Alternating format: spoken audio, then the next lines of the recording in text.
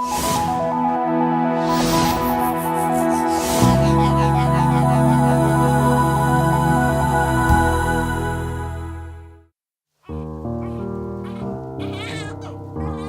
néixer fa més de 2.000 anys en un petit racó de l'Imperi Romà anomenat Betlem.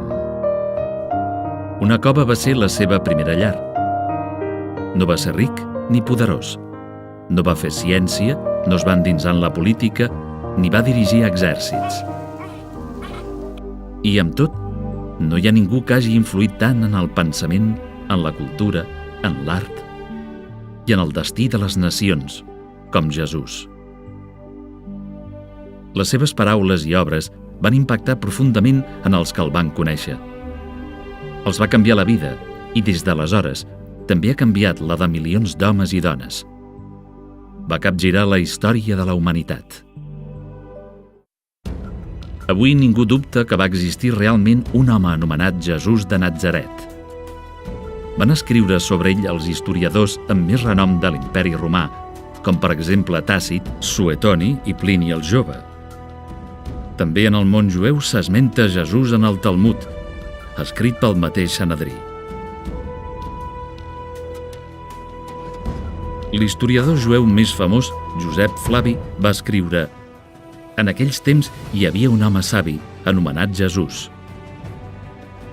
Tenia una bona conducta i era famós per la seva virtut. Pilat el va condemnar a ser crucificat. Però els seus deixebles no el van abandonar. Ells van explicar que se'ls havia aparegut 3 dies després de ser crucificat i que era viu. Potser per això era el Messies del qual els profetes van explicar meravelles». Els testimonis antics són clars. Ni els enemics de Crist en discuteixen l'existència.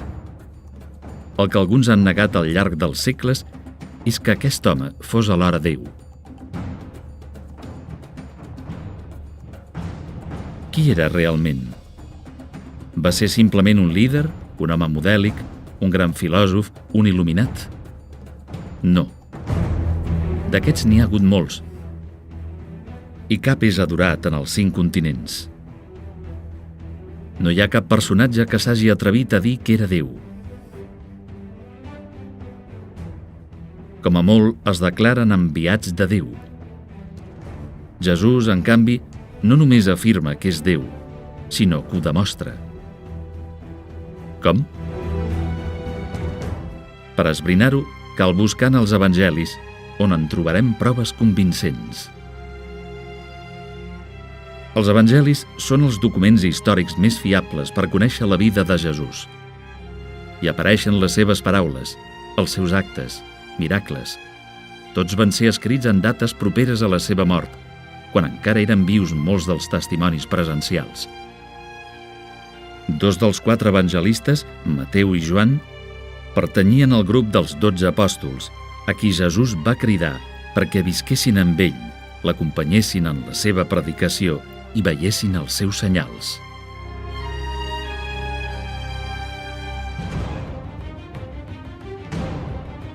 El martiri de molts cristians en el primer segle va provar la veritat dels evangelis. Molts, fins i tot els apòstols, van suportar tortures prolongades i fins i tot la mort abans de renegar de la seva fe. Els homes poden morir pel que creuen que és cert, però mai ho farien per alguna cosa que saben que és mentida.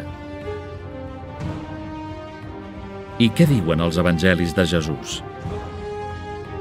Que ell és el fill de Déu, fet home, i el camí per arribar a Déu Pare. Això és el que va dir Jesús de si mateix: jo i el Pare som u. I també, ningú no coneix el Pare, fora del Fill i d'aquells a qui el Fill el vol revelar. Amb nombrosos miracles i, sobretot, amb la seva pròpia resurrecció, Jesús va confirmar la seva condició divina. Jesús és veritable Déu i veritable home. En aquesta unitat descobriràs moltes coses sorprenents sobre els evangelis. Aprendràs també com conèixer i tractar Jesús, el nostre Salvador. aquell que va venir a la terra per portar a tots els homes la salvació del pecat i la vida eterna amb Déu en el cel.